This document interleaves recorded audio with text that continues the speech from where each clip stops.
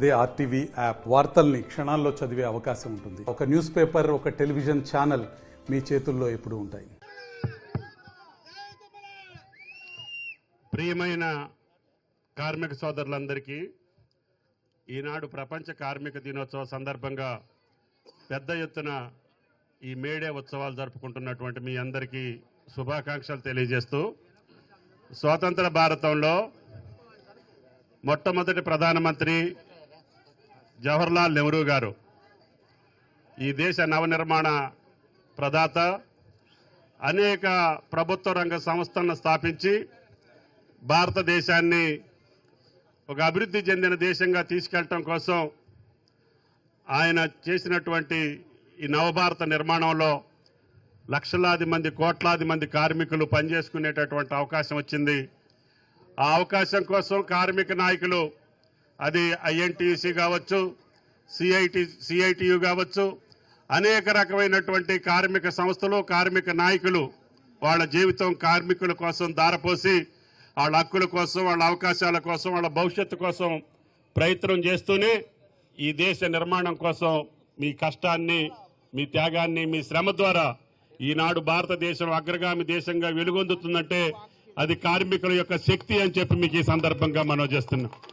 భవిష్యత్తులో కూడా మన ఖమ్మం పట్టణానికి, ఖమ్మం జిల్లాకి, తెలంగాణ రాష్ట్రానికి మనం అందరం కలిసి తెచ్చుకున్నటువంటి కాంగ్రెస్ ప్రభుత్వం, రేవంత్ రెడ్డి గారి నాయకత్వంలో ఈ ప్రభుత్వ రంగ సంస్థలను అమ్మటానికి పూనుకున్నటువంటి బీజేపీని వ్యతిరేకిస్తూనే, వీటన్నిటినీ నిర్వీర్యం చేసినటువంటి బీఆర్ఎస్ పార్టీని పక్కన పెడుతూనే మీ మనసుల్లో ఉన్నటువంటి సోనియమ్మ పార్టీని, ఇందిరమ్మ రాజ్యాన్ని తెచ్చుకున్నారు.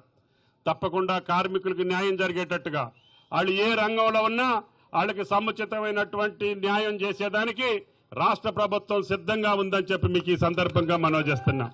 కాబట్టి మీ యొక్క శ్రమ, మీ కష్టం, ఈ దేశ నిర్మాణంలో మీరు పాలు పంచుకున్నటువంటి తీరుకి జీవితాంతం కార్మికులకి అన్ని రాజకీయ పార్టీల పక్షాన శుభాకాంక్షలు తెలియజేస్తూ సెలవు తీసుకుంటున్నా. జై కాంగ్రెస్.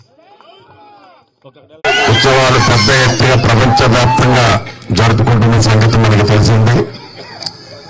ఇందాక శ్రీకాంత్ అన్న చెప్పినట్లు భారతదేశంలో ఎన్నికలు జరుగుతున్న ఈ తరుణంలో జరుగుతున్న ఈ మేడేలో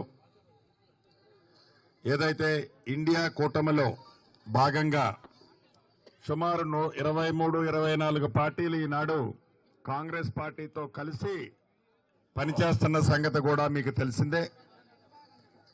కార్మికుల కష్టాలు ఏవైతే ఉన్నాయో, కార్మికుల బాధలు ఏవైతే ఉన్నాయో, న్యాయమైన కార్మికుల కోరికల్ని ఇండియా కూటమి తీర్చే దాంట్లో ముందంజలో ఉంటుందని, భవిష్యత్తులో ఇండియాలో కార్మికులకు అండగా ఉండే పార్టీ కూడా కాంగ్రెస్ పార్టీయేనని ఆనాడు శ్రీమతి ఇందిరాగాంధీ గారు కానీ, పండిట్ జవహర్లాల్ నెహ్రూ గారు కానీ, రాజీవ్ గాంధీ గారు కానీ కార్మికుల పక్షపాతిగా ఉండి ఈనాడు కమ్యూనిస్టు సోదరులు ఏదైతే కాంగ్రెస్ పార్టీతో కలిపి కార్మికులకు అండగా ఉండాలి అని అనుకుంటున్నారో, అది ఆనాటి నుంచి కాంగ్రెస్ పార్టీ కార్మికుల పార్టీగానే ఉన్నది అన్నది నగ్న సత్యం.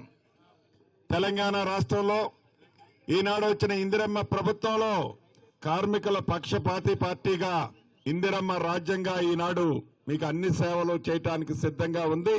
భవిష్యత్తులో కూడా తెలంగాణ రాష్ట్రంలో కాంగ్రెస్ పార్టీ కార్మికులకి అండగా ఉంటుందని తెలుపుకుంటూ, కార్మిక సోదరులందరికీ మనస్ఫూర్తిగా ఈ ఉత్సవాల శుభాకాంక్షలు నా తరపున, కాంగ్రెస్ పార్టీ తరపున తెలుపుతూ సెలవు తీసుకుంటున్నాను.